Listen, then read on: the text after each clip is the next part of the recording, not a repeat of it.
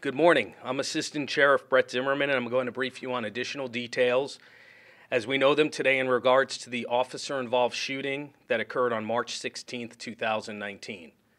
This is OIS number 5 for 2019 and at non-fatal number 4. At the same time last year, we were at OIS number 3 and non-fatal number 2. The date, time, and type of call was on March 16, 2019 at 9:37 p.m. The original call was a robbery at the AutoZone, which was located at 8010 Southeastern in our South Central Area Command. The location of our OIS was a street location, which was Fountain Heights Lane and Robindale Road, which is in Henderson jurisdiction, and our boundaries run very closely along that area along Eastern and Pecos over off of Robindale.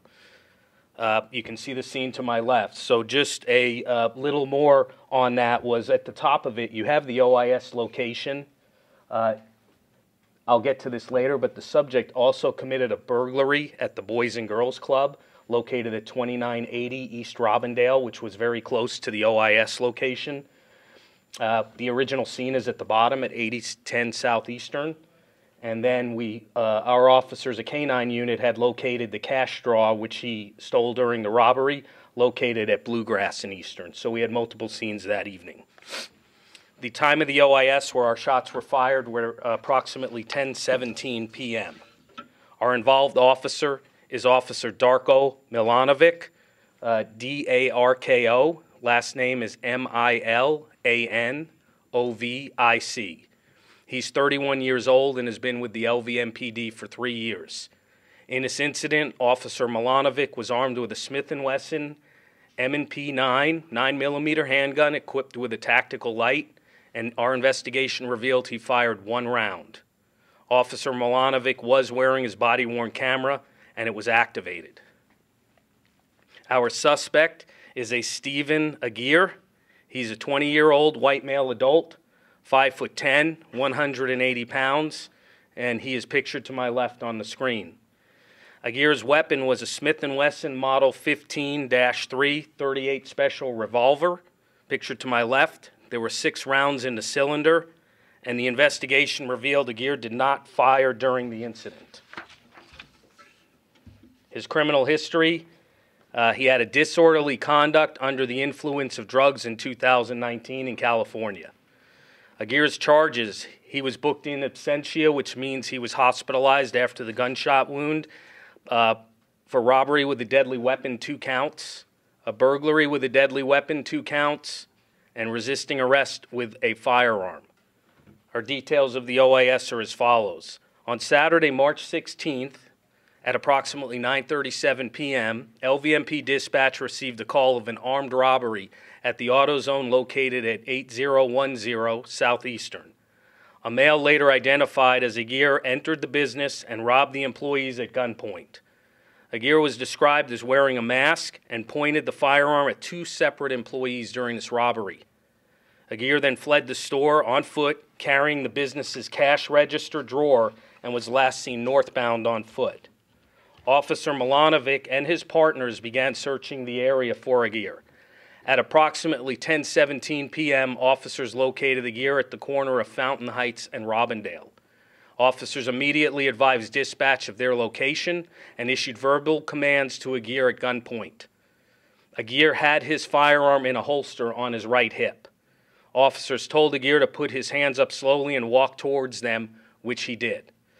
The officers saw a firearm and told Aguirre specifically to not touch it. Officers commanded Aguirre to turn away from them and get down on his knees, and he complied. As Aguirre was on the ground, he attempted to stand up and began pulling his firearm out of the holster. Officer Milanovic fired 1 round, striking Aguirre in his left thigh. Officers approached and immediately rendered medical aid, including the application of a tourniquet. Medical personnel were summoned and transported Aguirre to the hospital, where he is in stable condition.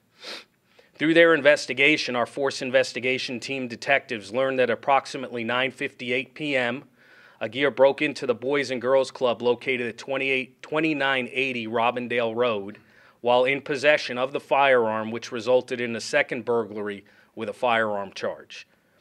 Our fit detectives also learned the gun Aguirre used belonged to his grandfather, who was a retired LAPD. His grandfather was out of the country at the time of this incident, and Aguirre took his grandfather's gun belt with the revolver, extra ammunition, and handcuffs to commit his crimes without his grandfather's knowledge. Aguirre was booked in absentia for the aforementioned charges. I'll now show body-worn camera footage and surveillance video of the incident. Control 3 out of 4, that's going to be our suspect. Let me see your hands! Hands! Get on the... Hands! Hands! Come on towards me! Keep your hands up! Keep walking! Keep your hands up!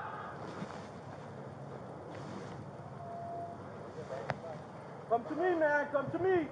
Don't put your hands down, it's a bad day! Don't touch yourself! Turn around! Turn around, keep your hands up! Get on your knees!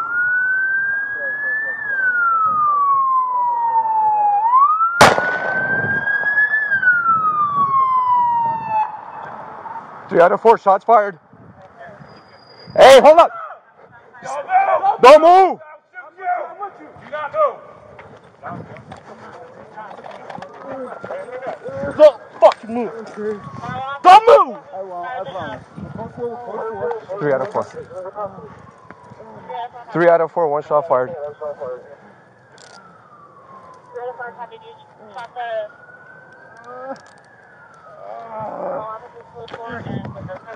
Mother. Take it off, take it off, take it off, take it off.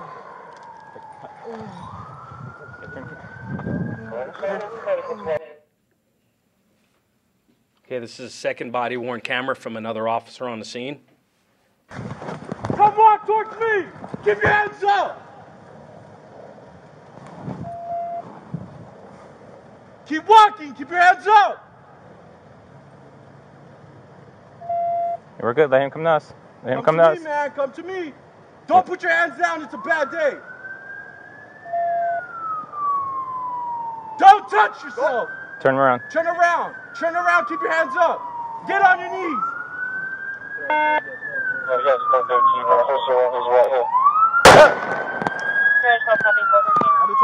Shots fired.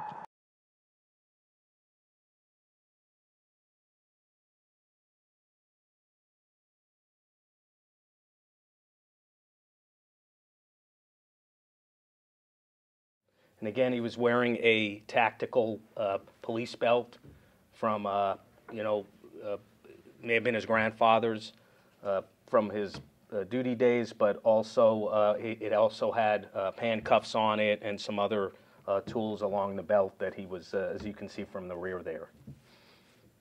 Again, and these are close-ups of him actually reaching for the firearm that was on his right hip. This here, a little background on this is while we were investigating this, we backtracked. There was an alarm at the Boys and Girls Club, which is right in the area where he was taken into custody. There was a guard response that had been dispatched to there, but they were unable to get through because we had the crime scene blocked through. But as you can see, he's going through drawers in this Boys and Girls Club at that location, and he's also holding his firearm towards the glass doors or the front doors there in hand as he's going through the business, rummaging through a lot of the drawers and cabinets in the front area there.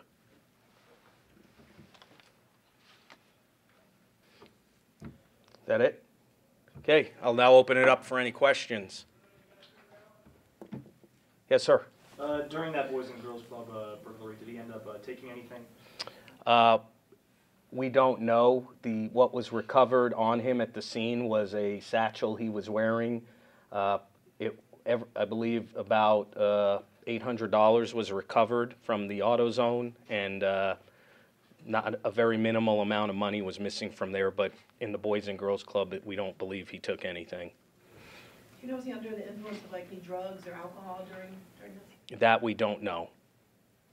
Yes, sir. So, I mean, it appears that there's you said he was wearing a tactical belt. What's on the back left? That's a question I asked when do we have the photo of the belt? There's an actual photo of the belt. We don't have that. It looks like he had 2 handcuff cases on the back. In that reflection, it could be maybe the back of the handcuff case is up and it's reflecting silver. That's a satchel. Okay. Sorry. Anything else? Okay. Did he ever make any verbal threats before attempting to get up? No. Officers just saw him reach for the firearm, and he was given numerous commands, as you can see. And, our officers are taught that they give commands, and when there's a deadly force encounter, person grabbing for a firearm, they have to react. So no conversation whatsoever.